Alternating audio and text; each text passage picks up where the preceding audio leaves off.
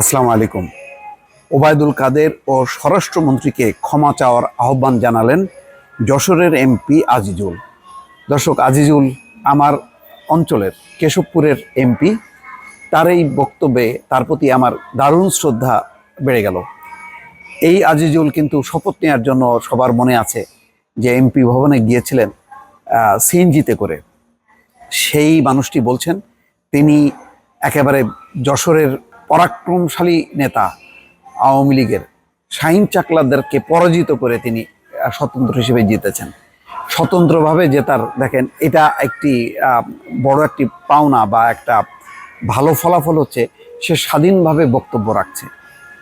ছাত্র জীবনে ছাত্রলীগ তিনি করেন, মনে মনে তিনি আওয়ামী লীগ করেন বা আওয়ামী লীগের কোনো পদে আছেন কিনা আমি জানি না, কিন্তু এই যে সাহসী বক্তব্য, এটাই হচ্ছে স্বাধীন চেতনা, স্বাধীন সত্তা।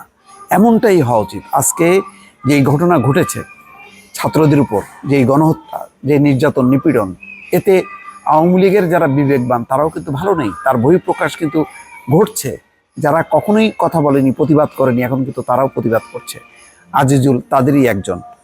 কোটা সংস্কার আন্দোলনকে কেন্দ্র করে সংঘাতে হতাহতের ঘটনায় আওয়ামী লীগের সাধারণ সম্পাদক সেতুমন্ত্রী ওবায়দুল কাদের এবং স্বরাষ্ট্রমন্ত্রী আসাদুজ্জামান খান কামালকে শিক্ষার্থীদের কাছে ক্ষমা চাওয়ার আহ্বান জানিয়েছেন যশোর ৬ কেশবপুর আসনের স্বতন্ত্র এমপি আজিজুল ইসলাম। একই সঙ্গে শিক্ষার্থীদের প্রতি সমবেদনা জানিয়ে বর্তমান পরিস্থিতিতে দ্রুত আলোচনার পরামর্শ দিয়েছেন তিনি। বৃহস্পতিবার KM আজিজ নামে নিজের ফেসবুক পেজে এক পোস্ট দিয়ে এই আহ্বান জানান সংসদ সদস্য।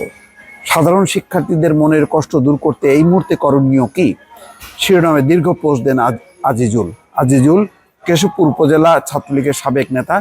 দ্বাদশ জাতীয় সংসদ নির্বাচনে যশোর ৬ আসনে জেলা আওয়ামী লীগের সাধারণ সম্পাদক শাহিন চাকলাদারকে পরাজিত করে তিনি এমপি নির্বাচিত হন। ফেসবুক পোস্টে এমপি আজিজুল লেখেন, যেভাবে চলছে তাতে পরিস্থিতি স্বাভাবিক হতে অনেক সময় লেগে যাওয়ার কথা। সাধারণ শিক্ষার্থীদের গ্রেপ্তার কোনো সলিউশন হতে পারে না। আমি মনে করি যেসব শিক্ষার্থীর কোনো রাজনৈতিক পরিচয় নেই তাদের গ্রেপ্তার করাটা অযৌক্তিক। পরিস্থিতি স্বাভাবিক করতে চাইলে সাধারণ শিক্ষার্থীদের ধরপাকড় করাটা মোটেও সুখকর হবে না। এই মুহূর্তে সরকারের উচিত যেসব সাধারণ শিক্ষার্থী গ্রেপ্তার হয়েছেন তাদের নিঃশর্তভাবে মুক্তি দিয়ে বিশ্ববিদ্যালয়গুলো ভিসি, শিক্ষামন্ত্রী, আইনমন্ত্রী, অভিভাবক, আন্দোলনকারীদের সমন্বয় ও জাতীয় অধ্যাপকদের নিয়ে শিক্ষাঙ্গনের শিক্ষার পরিস্থিতি ফেরাতে একটা সার্বজনীন ডায়ালগের ব্যবস্থা করা। তিনি যথার্থই বলেছেন, কারণ শিক্ষাঙ্গনগুলি এখন ছাত্রলীগের হাতে জিম্মি।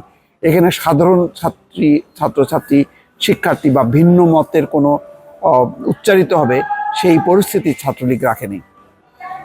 ফেসবুক পোস্টে বলা হয়, শিক্ষার্থীদের পঞ্জীভূত ক্ষোভ প্রশমনে রাষ্ট্রের সর্বোচ্চ আন্তরিকতা দেখানোই হবে সময়ের সেরা সিদ্ধান্ত। একটি পক্ষ তো চাচ্ছে সাধারণ শিক্ষার্থীদের কাঁধে বন্দুক রেখে সরকারের পতন করতে। দুষ্কৃতিকারীদের সেই সুযোগ নষ্ট হবে এরকম কিছু করলে। সবচেয়ে পরিতাপের বিষয় যে দুজন লোকের উপর শিক্ষার্থীদের সবচেয়ে বেশি ক্ষোভ, সেই ওবায়দুল কাদের সাহেব এবং শিক্ষামন্ত্রী এখনও শিক্ষার্থীদের কাছে দুঃখ প্রকাশ করতে দেখলাম না।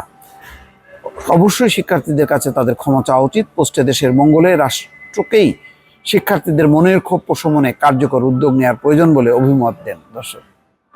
দর্শক চিন্তা করেন, তার অবস্থান থেকে এই বক্তব্য নিঃসন্দেহে এটি অনেকের চিন্তার খোরাক যোগাবে। ভালো থাকবেন। আল্লাহ হাফেজ।